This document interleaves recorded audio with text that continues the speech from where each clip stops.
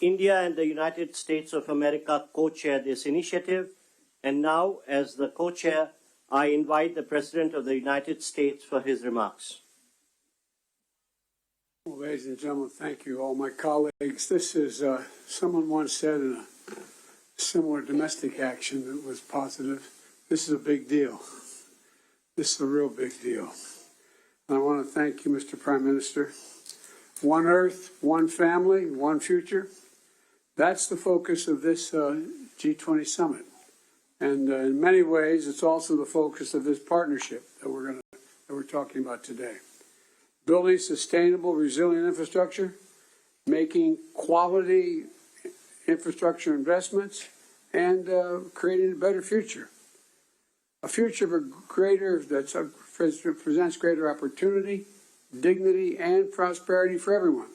Last year, we came together as one to commit to this vision. And this afternoon, I want to highlight the key ways in which the United States and our partners are working to make this a reality. Economic corridors. You're going to hear that phrase more than once, I expect, over the next decade. Economic corridors. As we work to address infrastructure gaps across low and middle income countries, we need to maximize the impacts of our investments. That's why a few months ago I announced that the United States will work with our partners to invest in economic corridors. In practice, it means we're focusing on regional infrastructure projects that deliver results across multiple countries and in multiple sectors.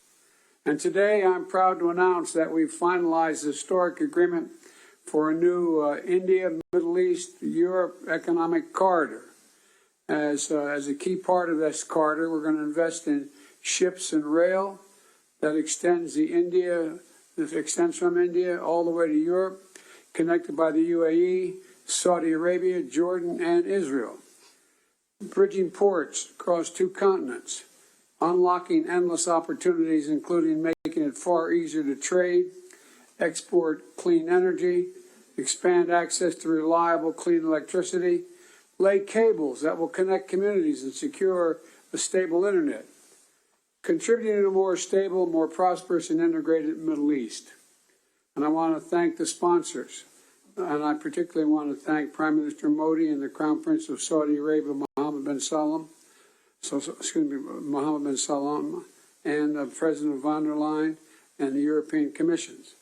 And since he's not speaking today, I wanted to, well, maybe he is speaking today.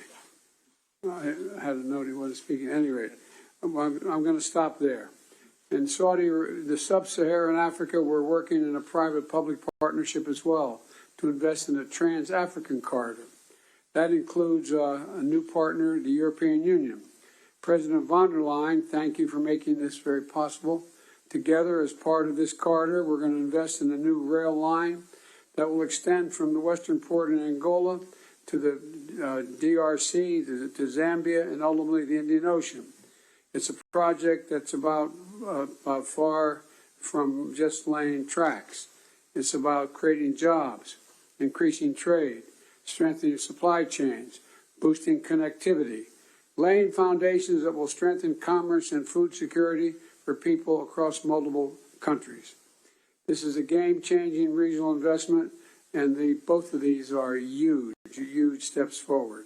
But they're far from the only ones. We're continuing to make big investments in infrastructure around the world. That includes a solar energy site, an insulin manufacturing facility, and an electricity project right here in India. We're continuing to develop economic corridors across Africa, Asia, and the Americas. And together with our partners, we're working to mobilize the trillions of investment needed to close infrastructure gaps around the world, including the formation of a new investor forum that the United States will host in a couple weeks. Let me close with this. The world stands at an inflection point in history, a point where decisions we make today are going to affect the course of our future, all of our futures for decades to come. A point where our investments are more critical than ever. So together, let's continue to work as one to seize this moment in history and maximize our collective investments, to find new partners, to unlock new capital, because when we invest in low and middle income countries, all countries benefit.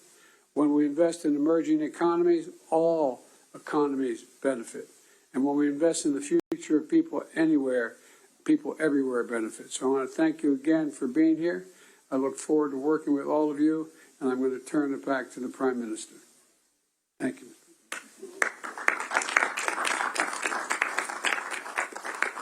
Thank you, Excellency.